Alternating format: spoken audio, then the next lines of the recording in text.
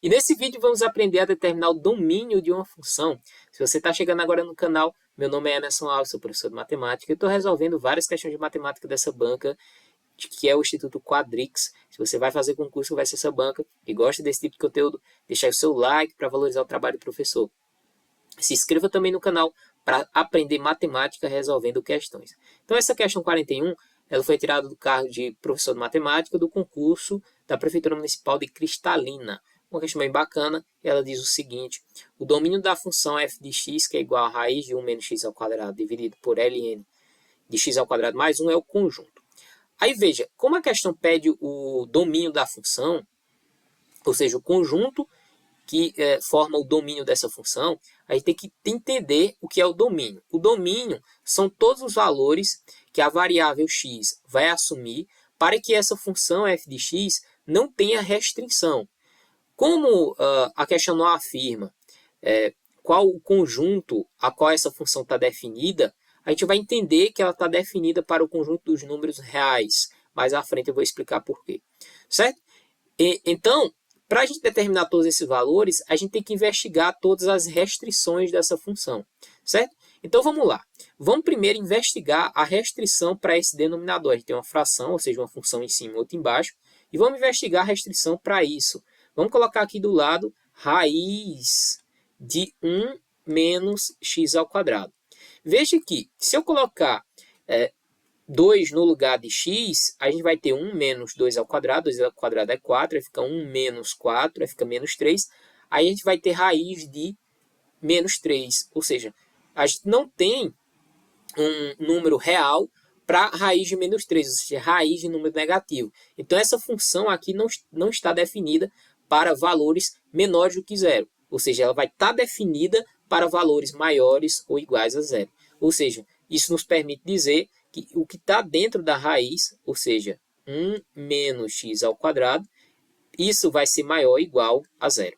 Certo? Então, a partir daqui, a gente determinando os valores para essa inequação, a gente vai determinar todos os valores que x pode assumir nessa função aqui, certo? Então, a partir daqui a gente começa a resolver, ou seja, menos x ao quadrado é igual a gente passa um para o outro lado, fica 0 menos 1, aí fica menos 1.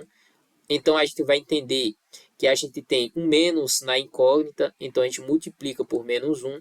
Quando a gente multiplica por menos 1, a gente inverte o sinal dessa desigualdade, então vai ficar x ao quadrado positivo. Se era maior que, fica menor que. Menos 1 vezes menos 1 dá um positivo. A partir daqui, a gente encontra duas soluções. Uma que é para x, né, maior ou igual a menos 1, e outra que x vai ser menor ou igual a 1 positivo. Beleza? Vamos aqui guardar essa informação. Isso é bem interessante, né? Porque se a gente colocar aqui, ó, aqui o eixo horizontal, certo? O eixo x, ou seja, essa função aqui, ó, 1 menos x ao quadrado, veja que o a dela é menos 1, então a gente vai entender que a concavidade é para baixo, ou seja, ela vai ter esse formato aqui, certo? Como uma função ela tem valores positivos acima do eixo horizontal e valores negativos abaixo do eixo horizontal, e a gente entendeu que esse ponto aqui é um positivo e esse ponto aqui é menos 1, então ela vai assumir valores positivos acima e valores negativos abaixo. Ou seja, a partir daqui, a gente entende que esse x, ó, ele tem que ser o quê? Menor ou igual que 1 e maior ou igual que menos 1, certo? E aqui a gente tira o conjunto fechado, em menos 1 e 1 positivo. E cuidado para não marcar a letra B, porque essa foi só a primeira restrição. Vamos avaliar agora a segunda restrição aqui de baixo.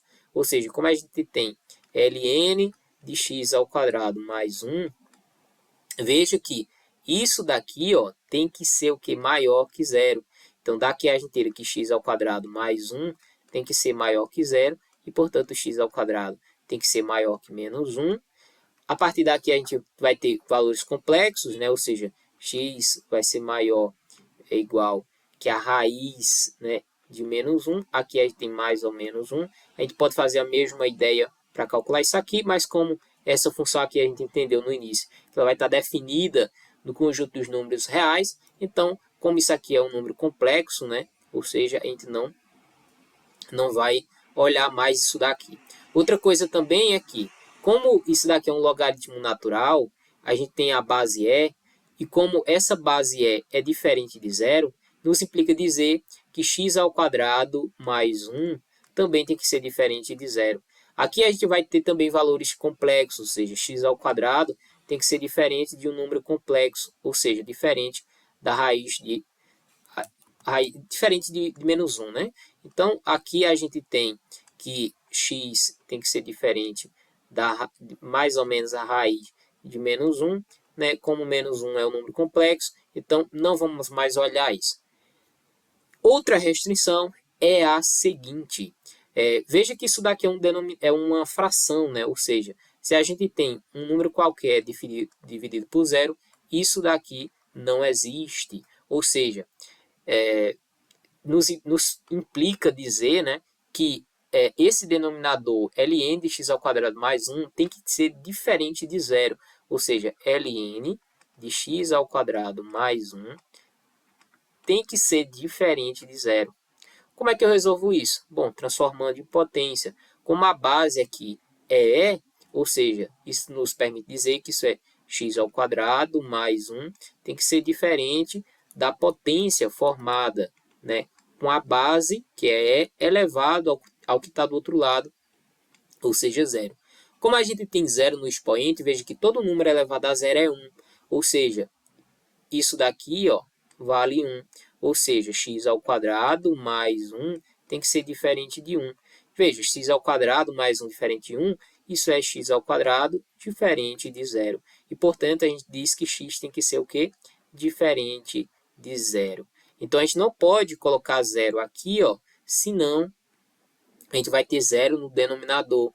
Ou seja, quando a gente tem uma restrição para outra restrição aqui, a gente vai entender que nesse conjunto que a gente tinha aqui, ó, a gente incluiu o zero. Ou seja, nesse caso, a gente vai ter o seguinte, ó, deixa eu até afastar aqui para cima. A gente tem o quê? Vou colocar aqui uma reta para o conjunto de x, né? Ou seja, a gente tem aqui conjunto fechado em menos 1, aí fechado, aqui bolinha, em um positivo. Aí aqui a gente tinha todo o conjunto fechado, porém, tá? Porém, ele vai ser aberto aqui em zero. Por quê? Porque não pode ser zero. Então, isso daqui é o que? É um conjunto aqui, ó, semi-aberto, e outro aqui é um conjunto semi-aberto também. Então, isso daqui é o conjunto o quê? Conjunto fechado em menos 1 e aberto em zero. E esse conjunto aqui, ó, é o quê? O conjunto aberto em zero e fechado em um positivo. Daqui a gente une os conjuntos, ou seja, um conjunto com o outro, ou seja, isso daqui é o conjunto fechado em menos 1, aberto em zero, e a gente vai unir, ou seja, união com o conjunto aberto em zero e fechado em 1. Daí a gente tira que a resposta é letra E. Beleza? Gostou desse vídeo? Deixa aí o seu like, se inscreva no